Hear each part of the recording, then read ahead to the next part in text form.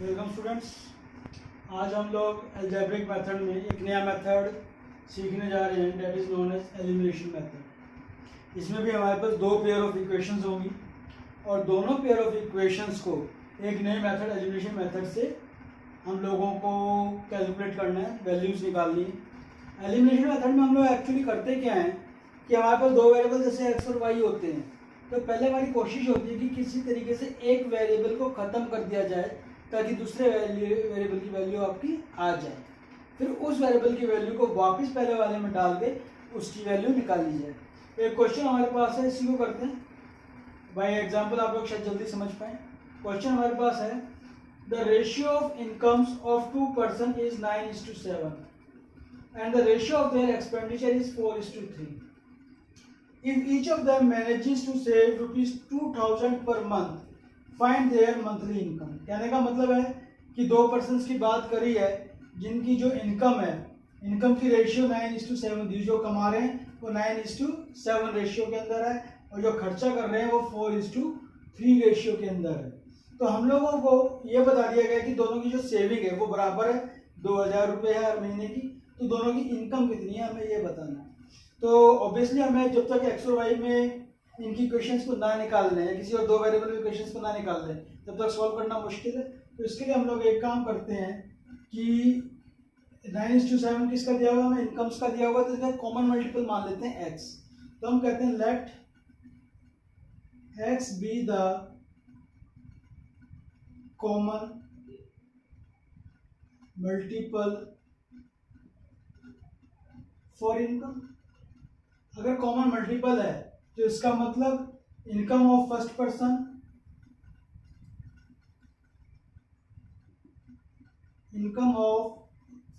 Person हो जाएगी हमारे पास 9x और दूसरे की क्या हो जाएगी, इनकम ऑफ सेकंड पर्सन हो जाएगी हमारे पास 7x। इस तरह एक्सपेंडिचर की बात करते हैं तो एक्सपेंडिचर में हम y को मान लेते हैं, let y be the common multiple for expenditure। तो एक्सपेंडिचर ऑफ फर्स्ट पर्सन क्या हो जाएगा, जैसा भी हमने किया सेम उसी लाइन पे आपका होगा, expenditure of first person 4x 4y, sorry क्योंकि y भी लिया हम लोगों ने यहाँ पे, कॉमन मल्टीपल y लिया हमने, और ऐसे expenditure of second person equals to 3y।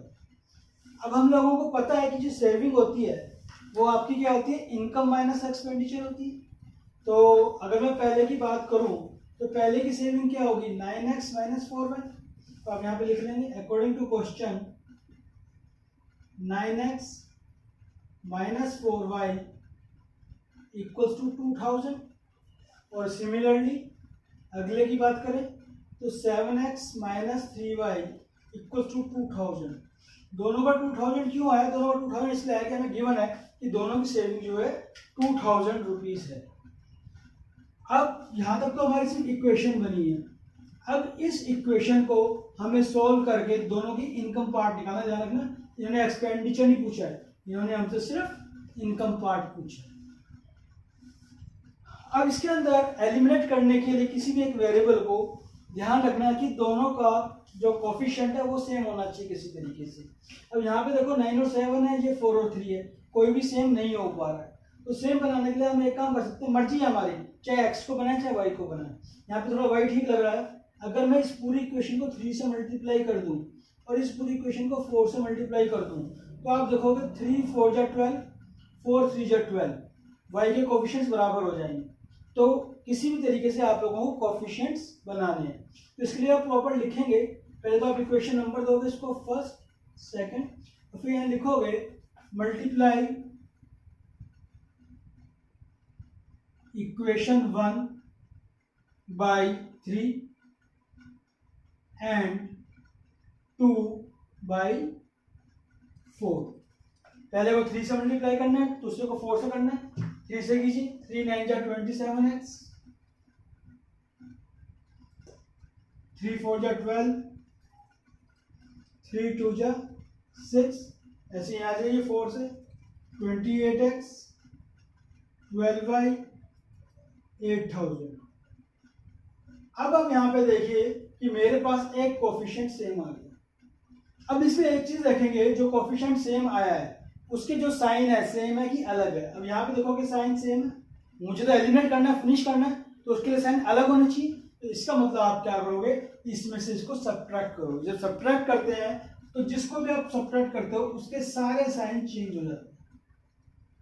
Sign change करने का पर्पज ही है ताकि वो आपस में कट जाए। अब देखो जब आप सब्ट्रैक्ट कर रहे हैं तो ये आपस में कट गया आपको, 27x minus 28x minus x, 6000 minus 8000 minus 2000, minus से माइनस कट जाएगा, x आपके आ गया 2000। क्लियर, मल्टीपल आ गया। अब आप सैलरी निकाल लीजिए यहाँ से। Income of first person,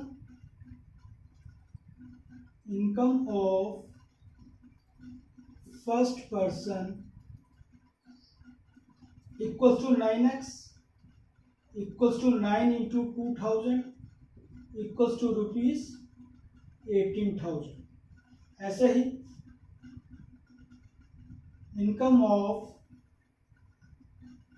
second person कितना था, 7x था, 7 into 2000 equals to ₹14,000।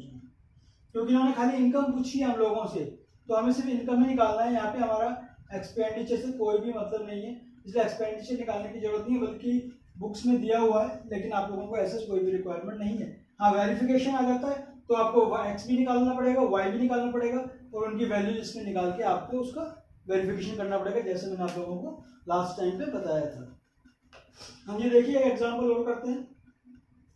Use elimination method. ध्यान रखिएगा कि नॉर्मली तो अभी तो हम जो मेथड कर रहे हैं उसी से हम लोगों को सॉल्व करना है, लेकिन जब एग्जाम में आएगा तो आपके पास 4-5 मेथड हो जाएंगे किसी भी चीज़ को सॉल्व करने के लिए। एग्जाम में अगर तो जिस तरीके से यहाँ पे मेंशन है यूज एलिमिनेशन मेथड, अगर मेथड का नाम दिया हुआ है तो आपने उसी मेथड से सॉल्व करना है। अगर नाम नहीं दिया हुआ है तो आपकी चॉइस है, जो भी आपको अच्छी तरीके से आता हो उससे आप उसको कर सकते हैं। तो यहाँ पे एलिमिनेशन मेथड से किया हुआ है, टू फाइंड ऑल पॉसिबल जो भी सॉल्यूशन आ सकते हैं। यहाँ पे 2 इक्वेशन दी हुई है, इनके बारे में करना है। इक्वेशंस के नाम लिख लीजिए, इससे पहले और दूसरे लिखे थे। अब इसमें अगर मुझे बराबर करना है तो अगर मैं इसको 2 से मल्टीप्लाई कर दूं तो मेरे पास इजी हो जाएगा। तो मैं क्या करता हूं, मल्टीप्लाई इक्वेशन 1 बाय 2। जब इसको 2 से मल्टीप्लाई करूंगा तो ये मेरे पास आ जाएगा 4x plus 6y equals to 16। दूसरी इक्वेशन तो एज इट इज है, 4x plus 6y equals to 7। जब आप इसको सब्ट्रैक्ट करेंगे, क्योंकि साइन सेम आ रहा है, तो यहाँ पे आपका 4x से 4x कट जाएगा, 6y से 6y कट जाएगा। इसका मतलब आपका जो LHS पे है वो 0 आ गया, और जो RHS पे है वो आपका 9 आ गया। अब यहाँ पे आप देख रहे होंगे कि आपका 0 और 9 जो है बराबर नहीं आ रहा। 0 और 9 बराबर नहीं आ रहा, इसका मतलब ये क्या हो गया, ये आपकी फॉल्स स्टेटमेंट होगी। तो यहाँ पे आप क्लियरली लिखेंगे which is a false statement. False statement का मतलब क्या है कि इनके पास कोई भी सॉल्यूशन नहीं है, therefore it has no solution. चीज यहां पे भी वही है, अगर दोनों बराबर आ जाते विदाउट वेरिएबल तो इनफाइनाइट में सॉल्यूशन, विदाउट वेरिएबल दोनों बराबर नहीं आए तो इसका मतलब नो सॉल्यूशन। जो हमने लास्ट पार्ट सब्स्टिट्यूशन में किया था वैसे ही यहाँ पे भी वही चीज रहेगी। नेक्स्ट एग्जांपल्स में आ जाइए। नेक्स्ट एग्जांपल आपका the sum of 2 digit number and the number obtained by reversing the digit is 66। If the digit of the number differ by 2, find the number how many such numbers are there. कहने का मतलब है कि आपका कोई भी 2 digit number है, समझने के लिए फिलहाल आप लिख लेते हैं, 9th में आप लोगों ने किया हुआ है, बट आई डाउट कि आपको रिमेंबर होगा या नहीं होगा। लेट 64 है। अगर कोई 2 डिजिट नंबर 64 है तो आप इसको क्या लिख सकते हो, 10 इंटू 6 प्लस 4। ध्यान रखना कि अगर आपका कोई डिजिट नंबर XY है, अगर इसका सॉल्यूशन निकालना है इस मेथड से, तो उसको आपको 10x प्लस y लिखना पड़ेगा। कहने का मतलब है इस फॉर्म में आपको उसको लिखना पड़ेगा। अब इन्होंने दूसरी बात की रिवर्सिंग। रिवर्सिंग का मतलब क्या है? 64 का रिवर्सिंग कितना हो जाएगा? 46। जब 46 हो जाएगा तो 46 को कैसे लिखोगे?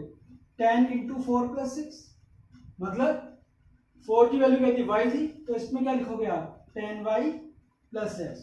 तो थोड़ा सा ध्यान रखना कि ये पार्ट आपको इसके अंदर करना पड़ेगा। अगर ये नहीं समझ में आया तो ये क्वेश्चन आपके लिए बहुत मुश्किल हो जाएगा। चलिए, अगर मैं नंबर एक्स वाई मान रहा हूं तो इसको हम वंस बोलते हैं, इसको टेंस बोलते हैं। मतलब 10th पोजीशन पे आप एक्स मान के चल रहे हो और यूनिट डिजिट पे आप वाई मान के चल रहे हो, तो आप यहाँ लिख सकते हो let 10th and unit digit be X and Y. अगर एक्स एंड वाई है तो इसका मतलब, जैसे मैंने अभी आपको बताया था, number can be written as, अगर एक्स वाई तो नंबर को क्या लिखोगे? 10x plus Y. तो number can be written as 10x plus Y.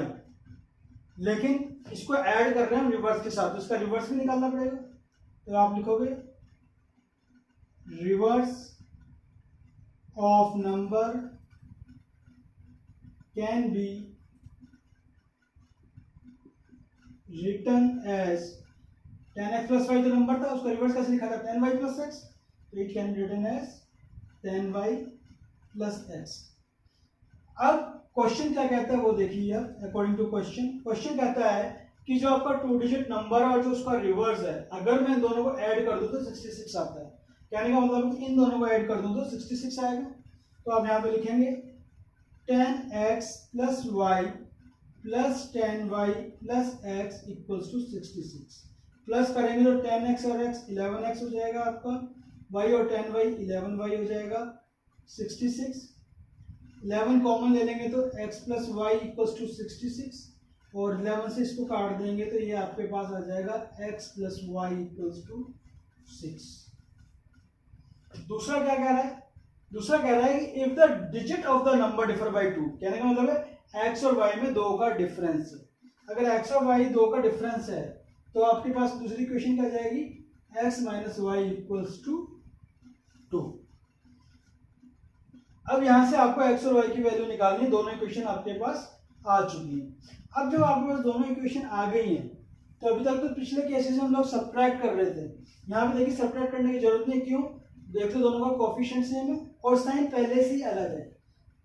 Sign अलग करने की जरूरत है तो आप सिंपली क्या करेंगे? इसको ऐड करेंगे। ऐड जब करोगे तो y से y कट जाएगा, x plus X 2x, 6 plus 2 8, x equals to 8/2 equals to 4। अब इस 4 को किसी भी एक इक्वेशन में डाल दोगे। मान लो फर्स्ट इक्वेशन में डाल दोगे। यहाँ लिखिए putting value of x in equation 1, तो ये हो जाएगा आपका 4 plus Y equals to 6, Y equals to 6 minus 4 equals to 2। ठीक, अब हमें क्या निकालना है? हमें निकालना है कि फाइंड द नंबर। तो नंबर क्या था? The number is